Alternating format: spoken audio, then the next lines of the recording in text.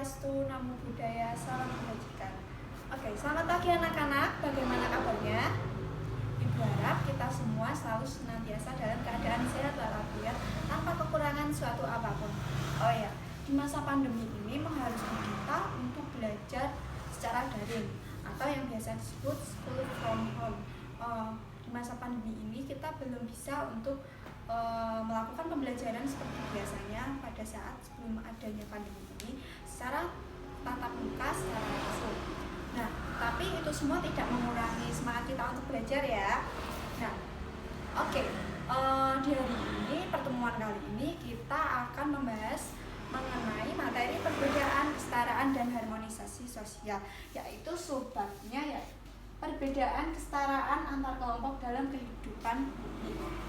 Nah, sebelum masuk pada inti pembelajaran, alangkah lebih baiknya kalau kita itu mengerti apa arti kata dari perbedaan dan kesetaraan.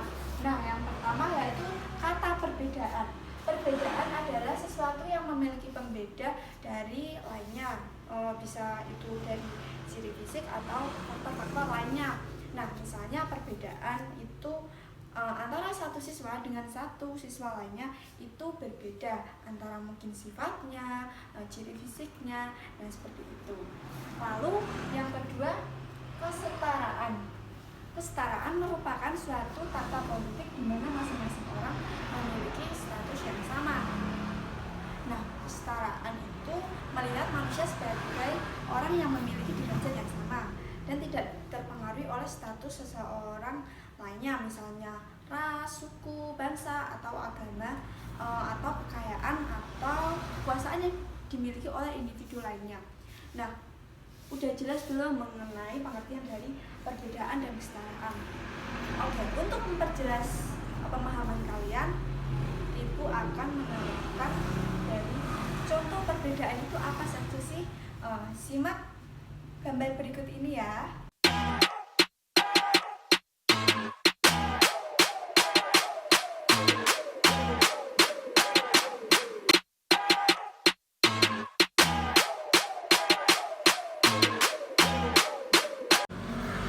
Kalian sudah mengamati gambar-gambar yang sudah Ibu tayangkan tadi ya. Nah, mari kita bahas satu persatu gambar yang tadi sudah kalian. Oke, yang pertama yaitu ada tentang gambar perbedaan ras. Apa sih itu ras? Ras merupakan suatu pengelompokan manusia ke dalam suatu kelompok besar dengan perbedaan masing-masing kelompok yang diwariskan secara turun-temurun. Nah, misalnya warna kulit. Pada gambar yang pertama diilustrasikan tentang beberapa jenis ras yang ada di dunia. Misalnya ada ras Mongoloid, Negroid, Kaukasoid. Nah, mereka mempunyai ciri fisik tentang warna kulit yang berbeda-beda. Nah, selanjutnya gambar yang kedua yaitu gambar tentang perbedaan suku di Indonesia. Suku di Indonesia itu ada suku Batak, suku Jawa, suku Madura, suku Bugis, dan macam-macam suku lainnya. Yang ketiga yaitu gambar tentang perbedaan agama. Agama yang dipercayai dan diakui oleh masyarakat di Indonesia yaitu ada agama Islam, Kristen, Katolik, Hindu, Buddha, dan Konghucu. Nah, begini, perbedaan itu biasanya menyebabkan adanya diskriminasi. Apa sih diskriminasi itu? Diskriminasi adalah sesuatu yang terjadi di masyarakat yang disebabkan oleh adanya dominasi antara satu kelompok masyarakat dengan kelompok masyarakat lainnya. Misalnya dominasi oleh kelompok mayoritas dan kelompok minoritas. Nah, perbedaan yang diikuti oleh diskriminasi itu biasanya akan menimbulkan konflik atau hubungan-hubungan yang tidak baik. Jadi semuanya itu harus seimbang. Makanya adanya konsep kesetaraan tadi yang sudah kita pelajari. Nah, jadi gini, kesetaraan itu melihat manusia sebagai orang yang memiliki derajat yang sama dan tidak terpengaruhi oleh status seorang lainnya, misalnya ras, agama, suku, kekayaan, dan kekuasaan.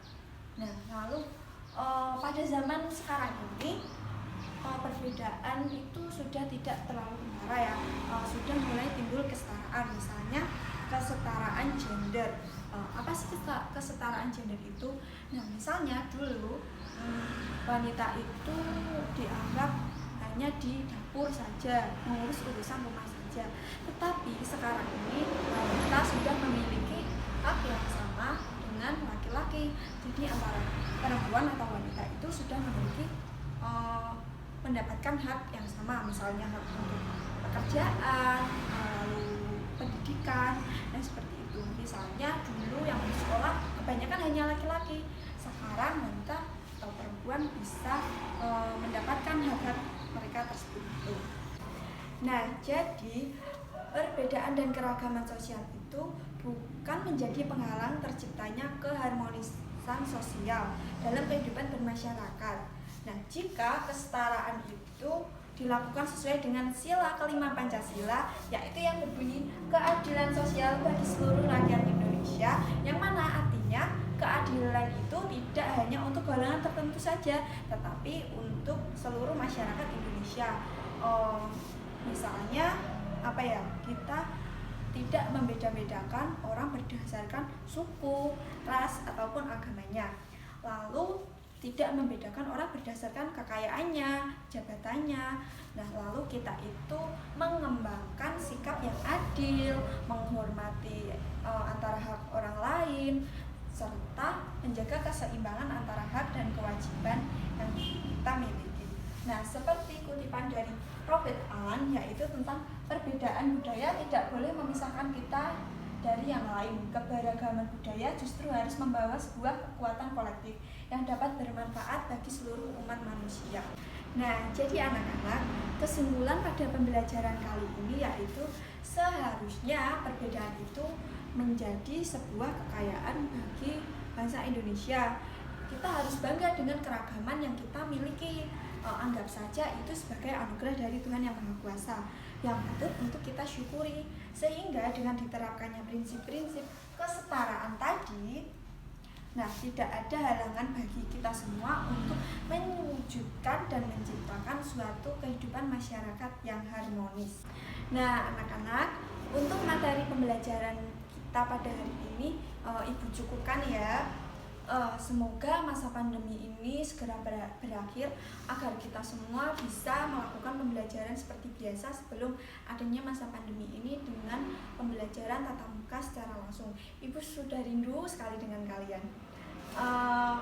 Oke, tapi kalian tetap semangat ya dan tetap jaga kesehatan. Stay healthy, stay safe. Oke. Akhir kata Ibu ucapkan terima kasih. Assalamualaikum warahmatullahi wabarakatuh. Sampai berjumpa kembali.